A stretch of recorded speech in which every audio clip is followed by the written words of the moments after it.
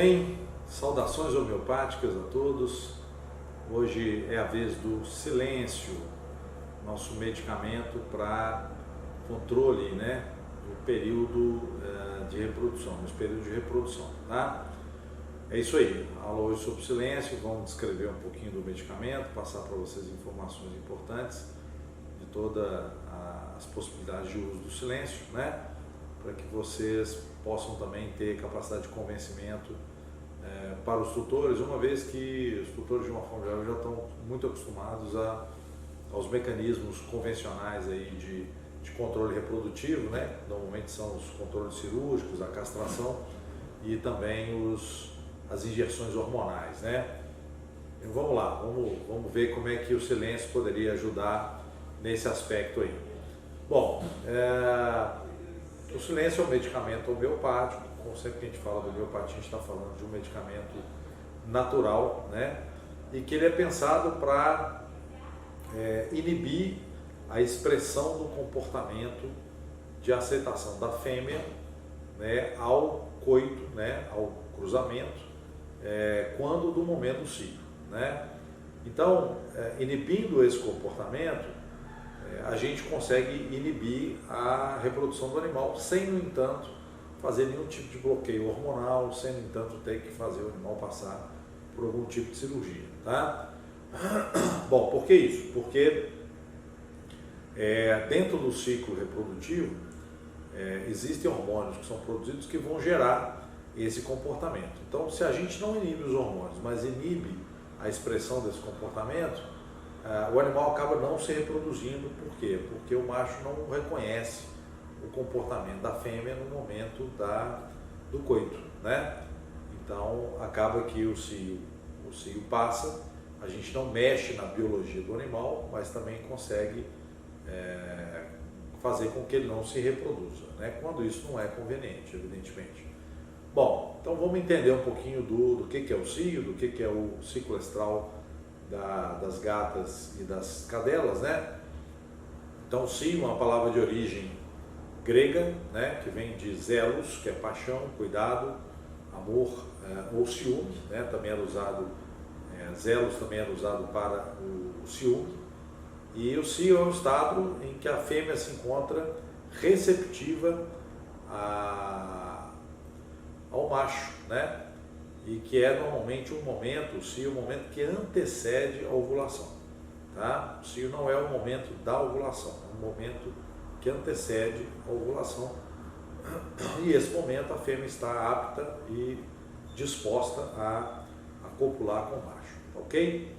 O estro é uma palavra de origem também grega, que em grego é oistros, que significa infestação, arrebatamento, motivação ou um desejo incontrolável, tá?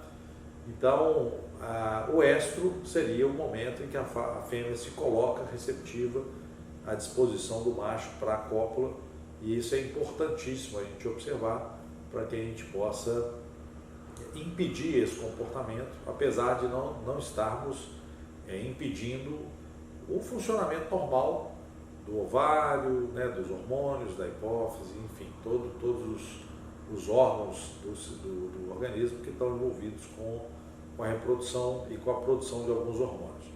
Bom, então o estro é a fase do ciclo, das fêmeas, que vai ficar entre o proestro e o diestro, tá? Pró antes, diestro depois, e que se caracteriza exatamente pela aceitação do macho, ou seja, nesse momento a fêmea vai aceitar o macho. Em qualquer outro momento que o macho tenta, às vezes, subir na fêmea ou copular a fêmea, ela às vezes vai brigar e não vai deixar, principalmente aí nas gatas e nas cadelas, tá? Bom, nas cadelas a maturação sexual vai se dar próximo de 1 ano, E o primeiro cio ocorre com 6 meses, mas esse primeiro cio não é interessante, aproveitá-lo para cruzamento, porque o animal, a fêmea ainda está em crescimento.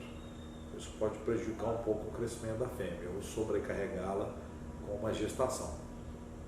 No caso das gatas, a maturação sexual também vai ocorrer com 1 ano de vida, e o primeiro cio também aos 6 meses. Então, de novo, a mesma situação, né? Que a gente não deve, às vezes, aproveitar esse primeiro cio, já está ciclando, já está em condições de produzir células reprodutivas, mas ainda está em crescimento, então a gente nunca recomenda esse primeiro cruzamento, e isso por si só já é uma indicação para o silêncio, né? Então, fêmeas que ainda estão em processo de maturação, tomarem o silêncio para poder impedir a gravidez nessa fase. Bom, então vamos entender primeiro o cio da cadela, né? A cadela, de uma forma geral, fica por um grande período em anesto, né? De uma forma geral, de 6 meses, ela normalmente permanece em anesto, né? Bom, ela então apresenta dentro do seu ciclo, né, o que a gente chama de proestro. E nesse proestro a gente começa a ter a inversão dos hormônios com a produção de estrógenos, né? Você tem uma baixa na produção de progesterona e um aumento na produção de estrógeno.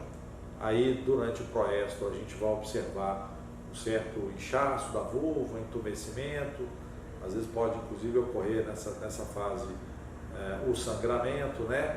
E o fato é que aí o animal começa a mudar um pouquinho o seu comportamento, né? Porque ele já começa a ficar um pouco mais, a fêmea começa a ficar um pouco mais receptiva ao macho.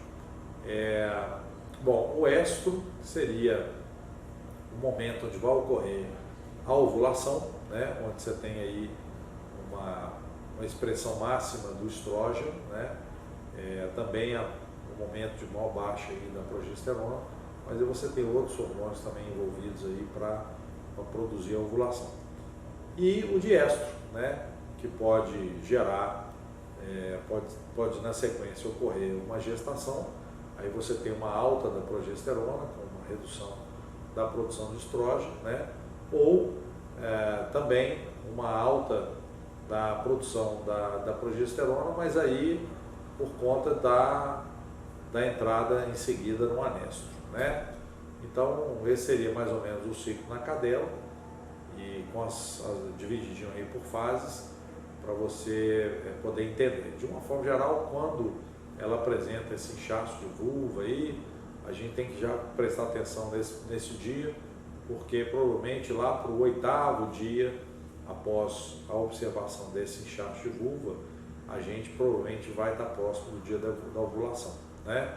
E na cadela a ovulação é muito rápida, então às vezes impedindo o animal de ter contato ali naquele dia, ou um dia antes, mais um dia depois, a gente consegue impedir também a cópula, né? E dessa forma impedir a gravidez. Para quando às vezes os animais ficam soltos, né? Quando também às vezes não se tem muito controle, ou não se vai ter muita possibilidade de fazer esse controle, então aí a indicação de novo para o silêncio, que vai permitir que tudo aconteça, porém a fêmea não vai aceitar o macho, tá? Bom, no caso das gatas, as gatas são poliéstricas, né? E com um ciclo irregular, que varia de 14 até 21 dias, porque elas dependem um pouco da luz e do calor, então elas tendem a ciclar mais na primavera e verão, e de uma certa forma a ovulação é estimulada pela presença do macho, ou por cheiro, né? Ou pela presença física mesmo do macho. Então, no caso das gatas, a coisa é um pouco mais complicada, porque ela entrou em cio, se ela encontrar com o macho, a cópula vai acontecer, e a ovulação está acontecendo ali no momento dessa cópula, né? Ou minutos antes dessa cópula, então dificilmente a gata não vai enxertar, ela vai sair provavelmente grávida dessa relação aí, tá bom? Bom, os sinais de cio é que a gata normalmente fica um pouco mais dengosa, querendo um pouco mais a presença ali, roçando um pouco mais afagos, um xixizinho frequente, né? Urina às vezes com um cheiro um pouco mais forte, e às vezes ela não urina lá na caixa de areia, porque aí é interessante, porque ela quer contar que ela está no cio, né? Ela não quer esconder isso, como normalmente os gatos fazem com a urina e com as fezes, enterrando isso na caixa de areia, né? Porque ela não quer deixar nenhum tipo de rastro. Aqui já é o contrário, ela quer mostrar o seu cheiro para os machos que estão na redondeza, para que eles se aproximem para poder copular com ela. Ela então muda um pouco o timbre do miado, o miado às vezes mais alto, começa a miar muito à noite, e isso às vezes gera um pouco de reclamações também para os vizinhos, né? E um pouco mais de vontade de sair, que não é muito a do gato, né? O gato às vezes gosta de ficar ali no ambiente, mas aí a vontade de dar uma escapulida é maior, né? E é da natureza do felino, ele é um animal mais explorador, então é normal que ele queira sair, né? Alguns gatos às vezes preferem não sair, mas nessa fase tem que tomar um pouco de cuidado com janelas, com portas, porque aí a fêmea se coloca mais à disposição, ela se expõe um pouco mais para poder demonstrar aí a fase que ela tá vivendo, né? Então na gata aqui a gente também tem a fase do anestro, o proestro, o estro e o diestro, sendo sempre o estro o momento da ovulação, né? Então a gente caracterizou aí algumas mudanças de comportamento. Vocês observam que aí também os hormônios vão, principalmente essa parelha de hormônios, né, que são de uma certa forma um pouco antagônicos um com o outro, que é o estrógeno gerando o cio, gerando a vontade da cópula, né, gerando a ovulação, e a progesterona, que é o hormônio que às vezes esfria, né, que não deixa o animal ter comportamento de aceitação do macho, e também é um hormônio que vai garantir a gravidez, né? Então é isso aí. Dentro da composição do silêncio, a gente também não tem nosódios, tá? É um medicamento, a formulação deles são só medicamentos homeopáticos. Entre eles a gente tem aí o fósforos, a sépia-sucos, a platina, que são medicamentos que nós vamos descrever aqui agora, tá bom? Bom, o fósforos, ele é o portador da luz, né? E ele, na matéria médica homeopática, é conhecido como doador de afeto. Ele reflete a luz, mas não tem luz própria, né? Então ele se esgota muito rapidamente. Então o fósforo também é o elemento químico responsável pelas moléculas de ATP, que são as nossas moléculas mais rápidas de energia, né? Então assim, você queima rapidamente essas moléculas de ATP. Então o fósforo, ele está relacionado com essa fagulha, né? Mas não uma fagulha que consiga manter a chama. Então na matéria médica a gente fala muito aí de fósforos do sistema circulatório, sanguíneo principalmente, né? Com formigamento das extremidades. Fósforos é um medicamento que traz aí que trata, né, a grande excitação sexual, né, o erotismo exagerado. Então ele trata desde da questão da vontade da cópula, né, do comportamento de aceitação ao macho, como também ele trata questões relacionadas com a produção da secreção de leite fora da gravidez, né, que são as gravidezes psicológicas e tal. Então aqui no silêncio ele nos dá suporte nessas duas frentes, uma reduzindo a excitação e a aceitação à cópula, né, e por outro lado também, às vezes numa situação de gravidez psicológica, também tem indicação aí para o silêncio, tá? Bom, outro medicamento super importante é a platina, né? A platina é conhecida como pequena prata, que é metal nobre, né? Metal muito dúctil, maleável, diferente às vezes até da própria prata. Como material físico, né? A platina tem uma excelente resistência, um material muito duro, resistente à corrosão, e também um material muito utilizado às vezes para amálgamas dentárias, né? Exatamente pela sua dureza, sua capacidade de resistência. Dentro da matéria médica de platino metálico, e eu sempre cito a matéria médica, porque é na matéria médica que a gente vai encontrar a similitude, né, A matéria médica de platino metálico fala muito de um comportamento de superioridade, de um comportamento de arrogância, de um comportamento de autoexaltação, aquela coisa assim do eu me amo, os outros não são dignos de mim, né?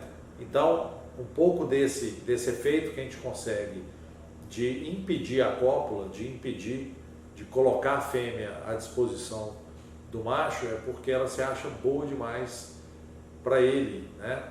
Então existe um certo desprezo pelo macho aí no caso, né?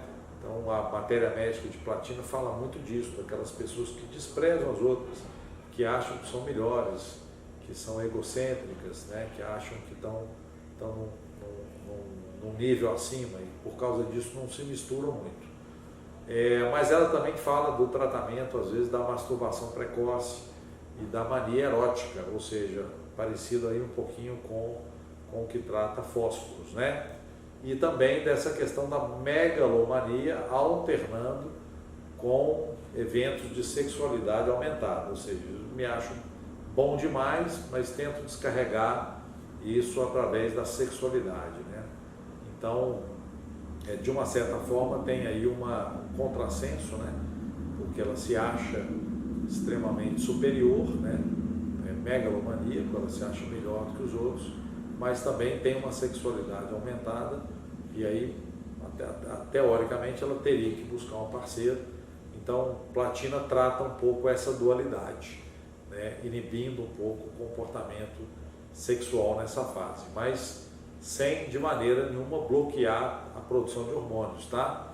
O ciclo ocorre de forma natural, o que é muito importante porque os medicamentos que bloqueiam a produção de hormônios dos animais acabam que tem que ser usados com a frequência necessária para impedir o cio e ao longo dos anos acabam gerando disfunções hormonais, desequilíbrios hormonais, às vezes até câncer, né? Câncer de ovário, câncer de útero, câncer de glândula mamária, o que não é bom para nenhuma fêmea, mesmo que ela já esteja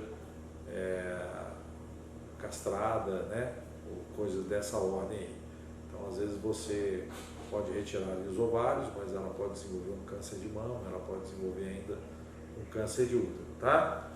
E, arrematando aqui, nós temos Sepia succus, que é considerado na matéria médica homeopática a indiferente afetiva, aquela que não quer afeto, ela não quer contato, né? A Sepia succus é extraída da secreção de um molusco, né? E esse molusco produz essa secreção exatamente para turvar a água e dessa forma ele se colocar em fuga, né? Então é interessante porque ele traz essa força de não quero, não estou disposta, não estou pronta, né? Não quero o ato sexual, então ela foge do ato sexual, né? E é interessante que nos seres humanos a Sepia succus é sempre um medicamento muito indicado para aquelas mulheres que às vezes passaram por algum tipo de trauma e que focaram esse trauma às vezes na sexualidade, né? Aquelas mulheres que não querem mostrar a sua sexualidade, que negam a sua sexualidade e que às vezes inclusive sacrificam a sua feminilidade de forma visual ou às vezes até no comportamento também. E uma coisa interessante na matéria médica de Sepia succus, que é a descrição de uma sensação que os órgãos pélvicos estão soltos, como se o útero estivesse solto. Então, isso nos ajuda muito a tratar os prolapsos de útero e de vagina, né? Que podem às vezes acontecer em função do relaxamento dos ligamentos que às vezes seguram, né, esses órgãos dentro da cavidade pélvica, tá? Uma outra característica interessante é que o paciente de Sepia succus, ela sempre tem uma agravação dos seus sintomas quando ela faz sexo, né, quando ela tem contato sexual com o seu parceiro. E uma descrição muito constante de vagina dolorida ao coito, como se o ato sexual fosse doloroso, fosse um sofrimento para ela, tá? Então, CEP-sucos tem aí uma conotação também bastante comportamental, inibindo esse comportamento de aceitação do macho, mas por outro lado também nos ajudando em outras situações, como por exemplo os prolapsos, né? Prolapso de útero e vagina, ok? Bom, a forma de administrar é, de uma forma geral, sempre pela via oral. Como se trata de uma regulação comportamental ao ciclo, né? A gente precisa, às vezes, de um pouco mais de prazo para esse medicamento atuar, tá? Então, o ideal seria pelo menos 30 dias antes do estro. Então, começar a fazer essa medicação, às vezes, ainda na fase de anestro, para impedir o comportamento de aceitação do macho quando ele chegar na fase do estro. E esse medicamento ele não vai impedir, não vai manter a fêmea constantemente anestro. Vocês vão ver as alterações de entumecimento da vulva, de sangramento, né? O que ele vai bloquear é só a expressão comportamental do cílio, que é o mais importante, porque não havendo a cópula não vai haver fertilização, tá? Então a gente pode também às vezes fazer um uso prolongado, né? Por 6 meses, na hora que a fêmea entra em anestro, você suspende 1 mês antes, começa de novo, e assim a gente vai fazendo o uso do silêncio, tá? Não tem nenhum efeito colateral, não vai provocar reação alérgica, não vai gerar desequilíbrio hormonal na fêmea, o que nos permite fazer um uso até constante, se o tutor preferir, tá? Então não está errado, se o tutor fala assim, eu não tenho como controlar, quero dar um medicamento direto, não tem nenhum problema, tá? Aí trabalhar com doses pequenas e com uma frequência 1 vez ao dia. Pode fazer o medicamento até todo dia ou 2 vezes na semana, né, ao longo de todo o ciclo, ao longo do ano, mesmo na fase de anestro, oferecer também não traz nenhum problema. Então a homeopatia é muito tranquila nesse aspecto, né, porque não tem efeito colateral, não tem possibilidade de intoxicação, não gera desequilíbrios em função do ciclo hormonal, então assim, é tudo muito mais tranquilo, né? Então sempre lembrando e batendo de novo nessa tecla, que é para reforçar junto aos tutores, tá ok? Que é um medicamento que não bloqueia os hormônios de crescimento, não bloqueia hormônios reprodutivos, ou seja, o funcionamento e a fisiologia hormonal da fêmea está respeitada, tá? O que a gente vai bloquear é o comportamento de cílio, só isso. Ele pode também ser usado em machos, não teria problema não, tá? Para talvez às vezes em situações em que o macho se excita com muita facilidade, nós temos problemas às vezes de machos que se masturbam muito, temos às vezes aquela situação que às vezes é constrangedora de chegar uma pessoa nova ali no ambiente que o macho às vezes não conhece, então ele às vezes tenta copular com a perna da pessoa, né, com a canela da pessoa, né? Então é um comportamento às vezes exagerado, né, porque ele quer demonstrar dominância, ele quer demonstrar territorialidade, e ele faz isso através do ato sexual. Então aí nós vimos aí a questão da atuação do fósforo, da atuação da CEP-sucos, tentando inibir um pouco esse exagero de sexualidade, né? E também vimos também isso na platina, né? Então é um medicamento que pode ser misturado à ração, pode ser misturado na água, dado na seringuinha, na comida, no petisco, né? Então assim, é muito tranquilo, administrar a homeopatia é sempre muito tranquilo, tá? Alguns animais aceitam inclusive o medicamento no seu estado natural sem nenhuma diluição, mas lembrando sempre que nós temos aí de 25% a 30% da composição do produto que é álcool, que ajuda a conservação. Não tem um gosto forte de álcool, não tem um cheiro forte de álcool, vocês podem inclusive experimentar, é isso, vou jogar na mão ali, sentir o cheiro, ou mesmo passar a língua, porque o produto não tem nenhum efeito colateral, tá bom? Bom, o silêncio é uma alternativa interessante, isso tem que ser um argumento importante de venda, em relação à castração cirúrgica, né? Porque ela é irreversível e ela é uma lesão, um trauma, né?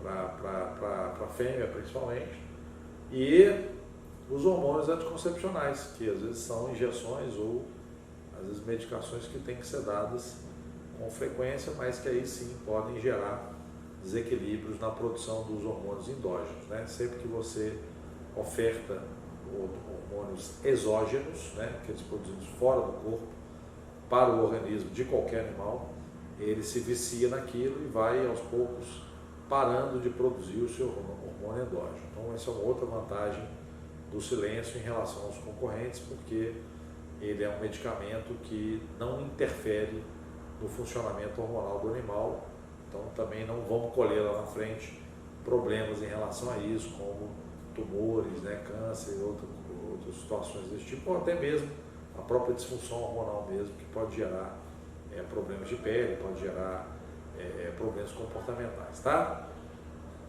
Então é isso, o silêncio é um medicamento para a gente poder fazer um pouco do controle reprodutivo dos nossos pets, né? É um produto que já tem nos trazido aí bons resultados também, e produto não tóxico, sem efeito colateral, de fácil metabolização, um produto bastante fácil de ser utilizado, ok? É isso, a gente encerra por aqui, espero que você tenha aproveitado as informações, que possa utilizar isso nas suas vendas. Boa sorte, boas vendas, até uma próxima oportunidade, voltamos com outros medicamentos. Grande abraço!